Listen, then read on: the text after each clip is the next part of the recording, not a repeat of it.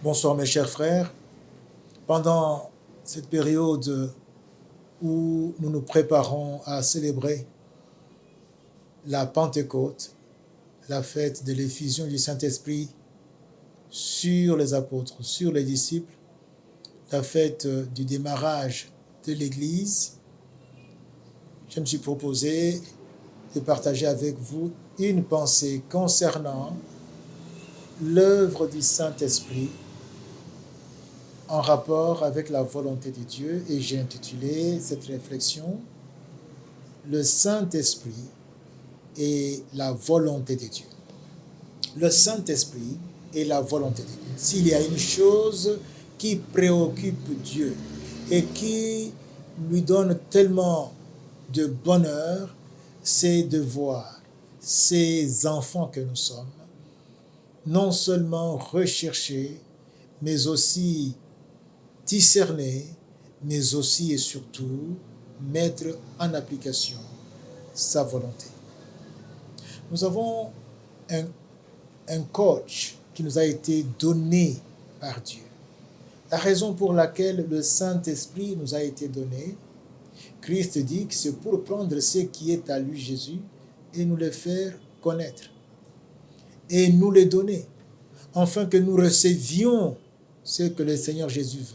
Or, quand Christ était ici sur la terre, à propos de ce qu'il faisait, il disait clairement qu'il est descendu d'en haut pour faire non pas sa volonté, mais la volonté de celui qui l'a envoyé. Ça voudrait dire que quand nous avons maintenant ce que nous appelons la dispensation du Saint-Esprit, c'est pour que ce dernier nous conduise dans la vie et dans tous les domaines en appliquant la volonté de Dieu, en faisant ce que Dieu attend de nous, ce que Dieu recherche que nous fassions. C'est pourquoi résister au Saint-Esprit, c'est en quelque sorte saper tout ce que Dieu avait préparé pour que nous le fassions, et ainsi saper le programme de Dieu, ainsi saper le projet de Dieu, et par conséquent aussi, c'est saboter l'œuvre de Dieu. C'est ainsi qu'il est dit que c'est une mauvaise décision que de résister au Saint-Esprit, de pécher contre le Saint-Esprit. Paul nous conseille tout simplement, et il nous dit, n'attristez pas le Saint-Esprit.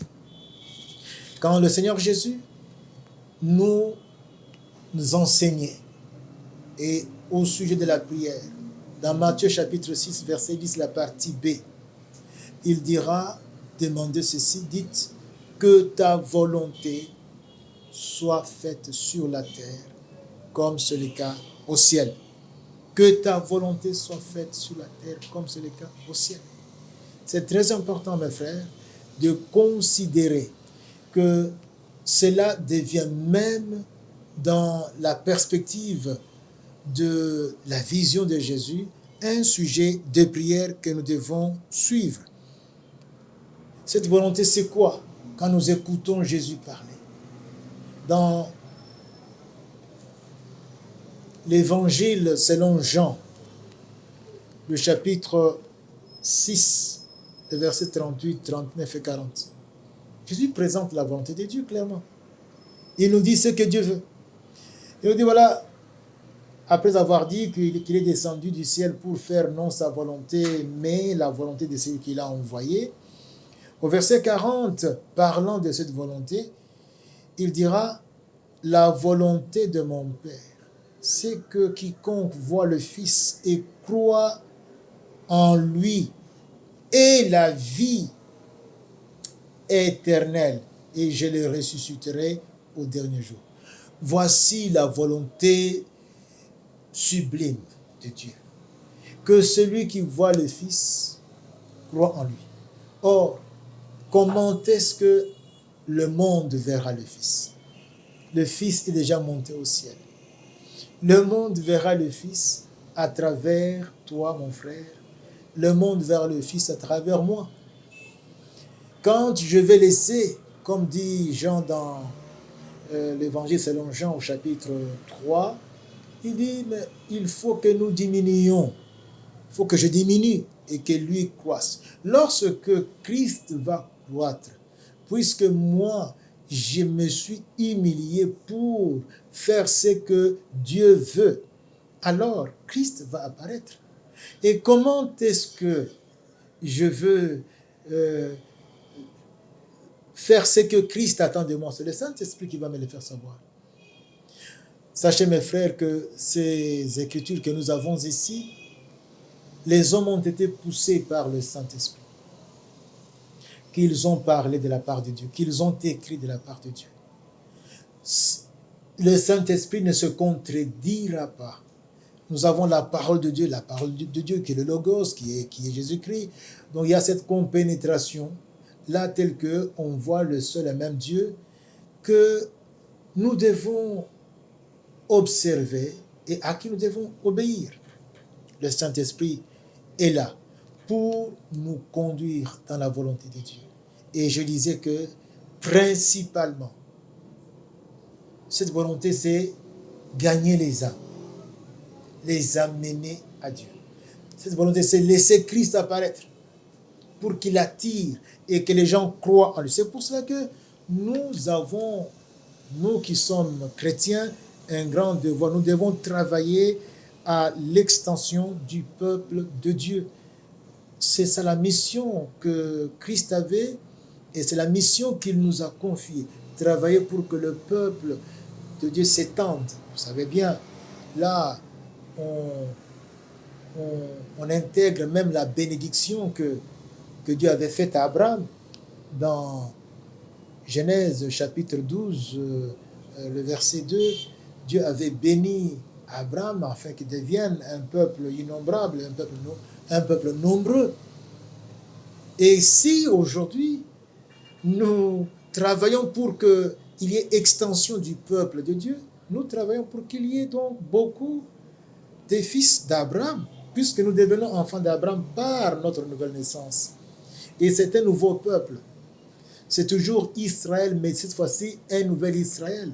Israël de Dieu, où se retrouvent et les Juifs et les non-Juifs. Pourquoi? Parce que on devient maintenant enfant de Dieu, donc fils d'Abraham, par le fait de croire en Christ. Et qui nous conduit à cela, qui nous convainc de cela, c'est le Saint-Esprit. C'est le Seigneur Saint-Esprit. En parlant de fils d'Abraham, je voudrais que nous ne nous trompions pas. Dieu n'a pas rejeté les Juifs. Dieu n'a pas abandonné l'Israël historique. Non. Israël historique, comme donc les Juifs comme les non-Juifs, nous sommes tous appelés à passer par le Messie. C'est vrai que le Messie vient des Juifs, mais tous les Juifs doivent aussi croire en ce Messie. C'est là où nous nous retrouvons un peu en redevabilité par rapport aux Juifs. Notez que le Messie vient des Juifs, le salut vient des Juifs. Même les apôtres, les prophètes qui sont les fondements qui sont posés sur la pierre angulaire Jésus-Christ sont des Juifs. Et aujourd'hui, les Juifs sont en difficulté par rapport à leur Messie. Nous devons prier pour les Juifs. Nous devons en faire un sujet permanent de prière. Et aussi nous organiser pour nouer des relations avec des Juifs afin de leur présenter ce Messie qui est de leur nationalité, mais qui est venu pour sauver tous les hommes. Mes frères, mes sœurs, la volonté de Dieu nous a été révélée par Jésus-Christ. Le Saint-Esprit est venu pour nous aider à obtempérer à cette volonté. Comme l'entraîneur d'une équipe, il est là pour que la volonté de Dieu puisse non seulement être connue, mais aussi vécue. Accordons du temps, et un temps important, et investissons-nous dans l'évangélisation. Et j'ai dit aussi, investissons-nous dans la perspective d'atteindre les Juifs. Prions pour eux parce que c'est quand même un devoir de reconnaissance. Que le Seigneur vous bénisse, mes frères, et qu'en cette période, en communion avec le Seigneur, nous célébrions bien en dépit des réalités par lesquelles nous passons, la Pentecôte 2020. Soyez bénis et que le Seigneur vous comble. Amen.